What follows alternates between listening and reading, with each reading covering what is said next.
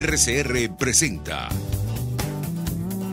Dosis Alternativa con Marilia García y Jackson Vargas.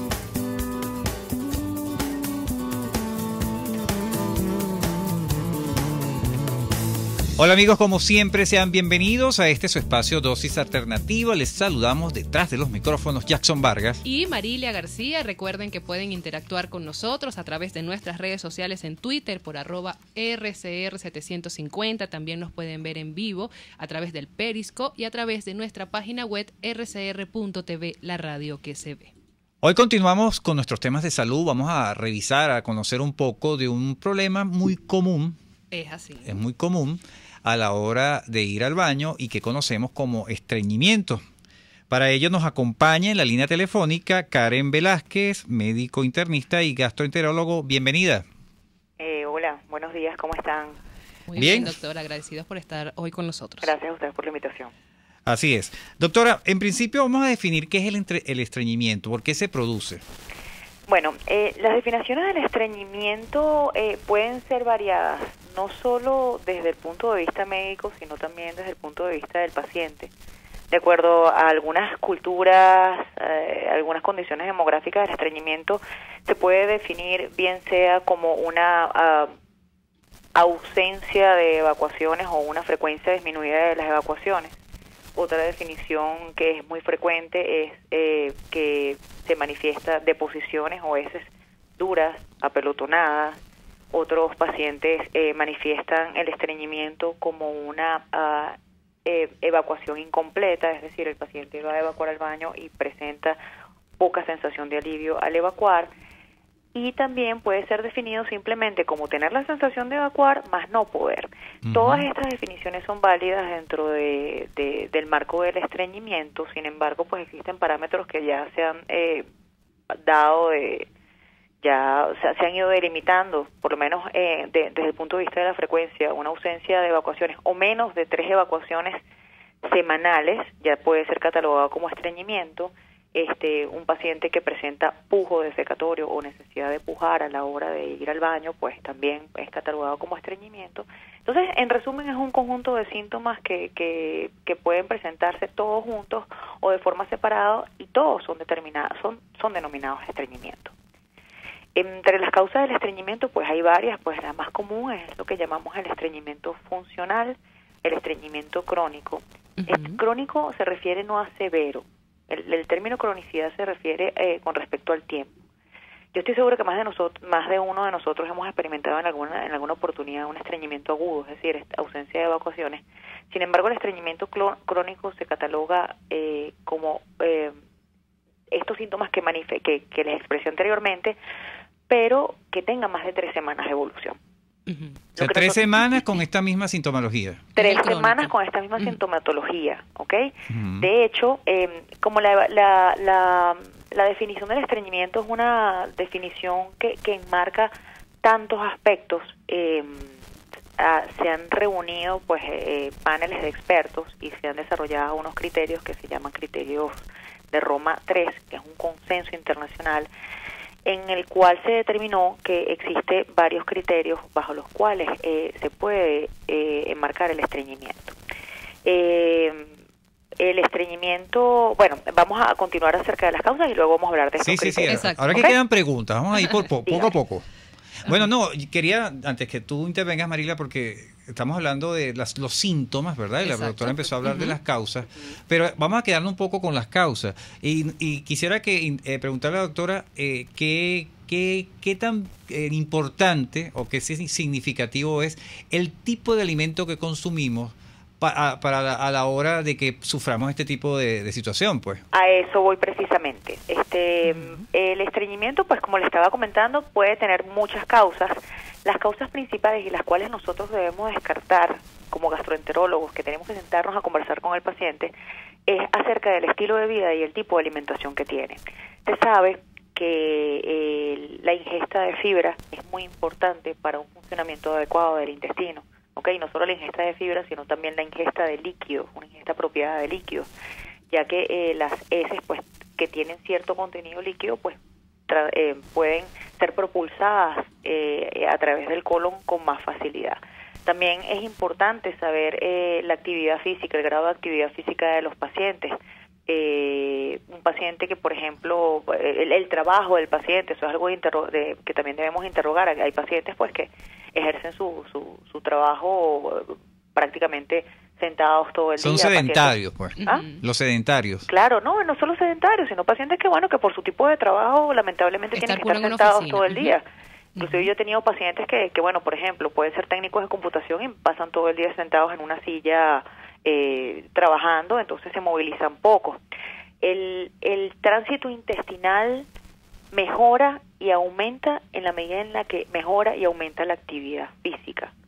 ¿Okay? Claro. Entonces, de hecho, he tenido pacientes que han tenido una actividad física habitual y por, bueno, cuestiones de situación de país, han tenido que cambiar de trabajo, pacientes que se han convertido, pues, por cuestiones de situación económica en conductores, taxistas, y los pacientes, pues, pasan todo el día sentados, y por haber cambiado bruscamente su actividad física, pues, entonces comienzan a padecer estreñimiento. Imagínese. Doctora, dígame. Nos mencionaba algo importante ahorita, que decía que hay el estreñimiento crónico que dura más de 3 semanas. Conozco personas que tienen esta patología, pero ¿hay que alarmarse después de cuánto tiempo? Bueno, hay pacientes que han tenido estreñimiento toda su vida. Y esa condición se relaciona con trastornos funcionales del colon. No todos nosotros conocemos a más de una persona que dice que desde niño sufre de estreñimiento y desde niño padece de estreñimiento, y eso puede ser debido a causas funcionales, es decir, tenemos un tránsito lento, un colon que se mueve lento, lo que lo llamamos comúnmente colon perezoso. Y ahí entra, disculpa que le interrumpa, ahí entra o sea, no se ve beneficiado por el ejercicio físico, o sea, es por su situación interna. Es una condición interna y es debida a déficit de la motilidad. Inclusive en términos médicos se le llama inercia colónica, es decir, un colon que se mueve poco, un colon flojo, un colon fofo, como lo llaman comúnmente. En estos casos, pues definitivamente el aumento de la actividad física puede beneficiarlo. Sin embargo, no todos los pacientes con este tipo de trastorno funcional ven resultados con la mejoría de la actividad física.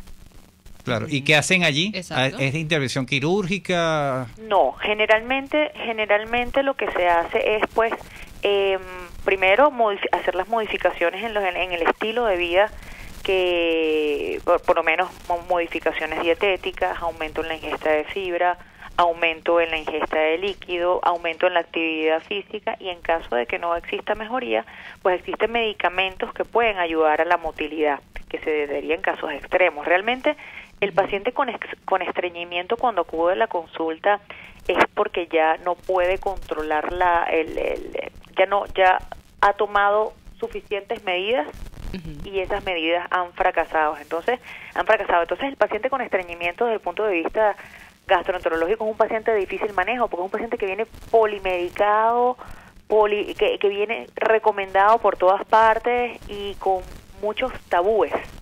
Entonces, fundamentalmente la consulta de un paciente con estreñimiento debe ser una consulta, pues, sumamente larga, en la que el médico debe conocer al paciente, hablar de su alimentación, desayuno, almuerzo, cena, actividad física, etcétera. Y que aquí influye también la actividad o la rutina del paciente, el estrés, la ansiedad que esté llevando en ese momento. Es así, y no solo eso, sino también preguntar condiciones psicológicas. Existe bueno, son casos poco frecuentes, pero inclusive de pacientes que han sido sometidos a abusos sexuales y maltratos físicos pueden presentar estreñimiento de origen psicógeno. Entonces, bueno, pero ya esos son casos poco frecuentes, pero igual, por eso es que el interrogatorio debe ser exhaustivo. Claro. Y ahí también le pregunto a la doctora, estamos hablando con Karen Velázquez, médico internista y gastroenterólogo, sobre cómo combatir el estreñimiento, qué es el estreñimiento. Y estas personas que se automedican, doctora, que existen con remedios naturales, que le recomienda un vecino, la mamá, el abuelo, ¿eso es contraproducente a la larga? Dependiendo. Hay pacientes que tienen suerte en automedicarse correctamente.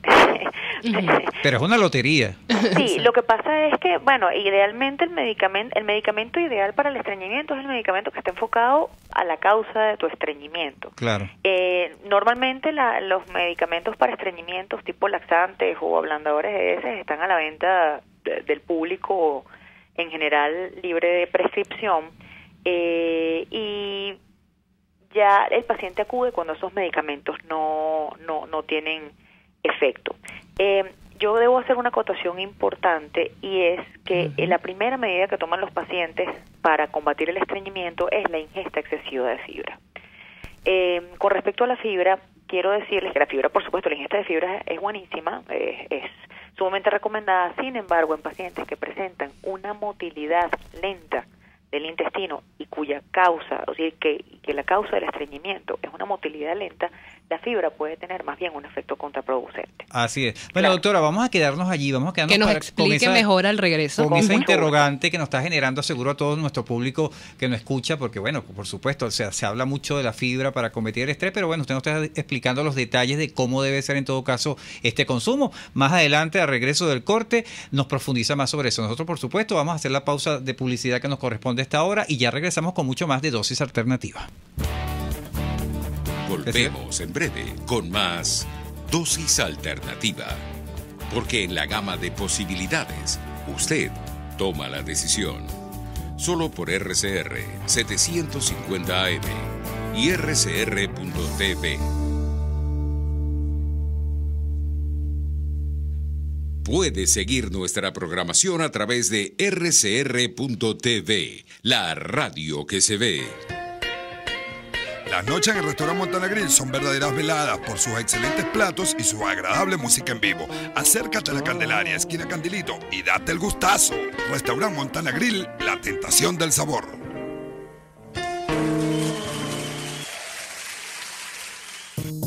¿Eres pintor, escultor, tallas en madera o te dedicas a las artes plásticas? En Ávila Gallery recibimos tu obra y le damos el trato que te mereces. Estamos en el lobby del Hotel Ávila de San Bernardino. Síguenos por @AvilaGallery1 o llámanos al 0414-127-4060. Ávila Gallery, tu centro de arte moderna. Si vives o trabajas en el oeste de Caracas y quieres comer sano pero sabroso, te recomiendo el Budare de la India, donde disfrutarás de nuestra gastronomía criolla. En la avenida Páez del Paraíso, frente a las Quintas Aéreas, el Budare de la India deleita tu paladar.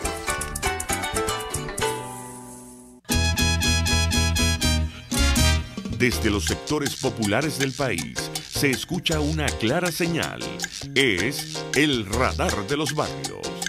Evelyn Martínez y la Red de Ciudadanos le invitan a identificar amenazas, ubicar soluciones y hacer seguimiento eficiente a las problemáticas de cada sector. Un espacio contra la polarización donde se construye de abajo hacia arriba y de adentro hacia afuera.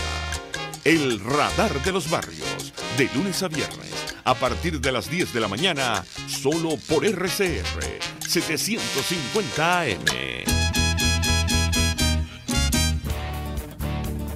Les estamos presentando Dosis Alternativa con Marilia García y Jackson Vargas, solo por RCR 750 AM y rcr.tv, la radio que se ve. Amigos, estamos de regreso en Dosis Alternativa, hoy conociendo un poco más sobre el estreñimiento, cómo combatirlo. Para ello tenemos en la línea telefónica a Karen Velázquez, médico internista y gastroenterólogo. Doctora, en el segmento anterior finalizamos, nos está explicando cómo debe ser el correcto consumo de fibra cuando estamos en esta situación. Entonces, para que profundice, por favor, un poco más sobre esto. Bien. Estábamos hablando que el consumo de fibra puede ser beneficioso, y de hecho el consumo, una dosis de 15-20 gramos de fibras diarios es una dosis pues adecuada. Nosotros no vamos a estar midiendo eso, pero bueno, realmente hay que buscar alimentos que de origen vegetal, tubérculos que tienen bastante fibra. Lo que habíamos hablado en el segmento anterior acerca del consumo de fibra es que dependiendo de la causa del estreñimiento, nosotros debemos ser bastante bastante cuidadosos con el consumo de fibra. Porque la primera medida que toman los pacientes que tienen estreñimiento es comenzar a comer fibras de forma compulsiva. Y muchas veces cuando el estreñimiento se encuentra en crisis, es decir, que tenemos varios días sin evacuar, que tenemos las heces impactadas dentro del colon, pues ese consumo, esa fibra que estamos consumiendo va a tardar en ser expulsada. La fibra no se digiere a nivel intestinal, la fibra no es procesada por el intestino y, dicho de una manera coloquial, que podamos comprender todos, básicamente el intestino, para expulsar la fibra, pues comienza a moverse más rápido, comienza a propulsar las heces más rápido para poder eliminarla. Si nosotros estamos en un proceso crítico, en un cuadro crítico de estreñimiento, en el cual tenemos heces duras, impactadas dentro del colon, pues esa fibra no va a poder ser expulsada. Entonces, ese es el motivo por el cual muchos pacientes acuden a la consulta y dicen, bueno, doctora, tengo una semana que no acudo, comencé a comer fibra, comencé a comer vegetales, comencé a comer piña, comencé a comer yuca, comencé a comer afrecho salvado de trigo y estoy distendida, tengo más gases y tengo mucho dolor, es decir... Empeoran la situación. Exactamente. Entonces, la ingesta de fibra debe ser aumentada gradualmente en la medida en la que vamos resolviendo el estreñimiento. Si yo estoy ahorita en un cuadro crítico de estreñimiento en el cual tengo heces impactadas, pues lo recomendable no es que coma fibra. Hay que adoptar otras medidas, por supuesto guiados bajo la tutela de un profesional, y una vez que comencemos a regularizar las evacuaciones, pues ir incluyendo cada vez más fibra dentro de la dieta. Además que la fibra pues arrastra líquido y aumenta el volumen fecal, entonces favorece eso. ¿Y qué alimentos no deben de consumir las personas que están en ese periodo de esa crisis de estreñimiento? Generalmente las pacientes que están en crisis de estreñimiento deben disminuir la ingesta de carbohidratos complejos, pan, es decir, las harinas. Sí, porque son alimentos que producen retención de líquido, entonces disminuye el volumen de agua dentro del colon y por lo tanto disminuye el arrastre de las heces. Claro. ¿Okay? Es importante que los pacientes conozcan su patrón evacuatorio, es decir, cada cuánto van al baño, cómo son las características de sus heces y que detecten cualquier cambio, ya que no solo el estreñimiento está causado por, valga la redundancia, causas funcionales, es decir, trastornos en la motilidad o trastornos en la función contráctil del colon, sino que también existen otros factores que también pueden crear o que pueden producir estreñimiento, ¿okay? Por lo menos causas metabólicas. Pacientes diabéticos descontrolados, pacientes que no controlan sus niveles de glicemia, pueden sufrir de trastornos del sistema nervioso del intestino y causar trastornos en la motilidad. Claro, entonces ahí tendrían que acudir al experto para que le dé un adecuado tratamiento. Claro, el porque ya aparte tiene un tratamiento extra. Entonces, de ahí la importancia también de que, bueno, ya la doctora lo dijo, si pasa de 3 semanas crónico, ya hay que acudir, pues, o sea, simplemente no puede quedarse con que voy a hacer un guarapito o voy a tomarme esto, porque pueden generar consecuencias. Puede haber muchas causas. Hay pacientes que, por ejemplo, tienen trastornos del calcio, pacientes que sufren de calcio elevado en sangre, pacientes que sufren de magnesio elevado en sangre, pacientes que sufren de hipotiroidismo. Pueden tener estreñimiento. Entonces, por eso es importante que nosotros, a pesar que el estreñimiento es una patología tan común dentro de la población, siempre es importante que nosotros nos orientemos acerca de la causa. Claro. Y sobre todo en pacientes de mayores de 50 años que comienzan a experimentar cambios evacuatorios, cambios en la frecuencia y en la consistencia de las evacuaciones, pues deben acudir, porque el estreñimiento puede ser el estreñimiento puede dar síntomas precoces de condiciones, por ejemplo, malignas.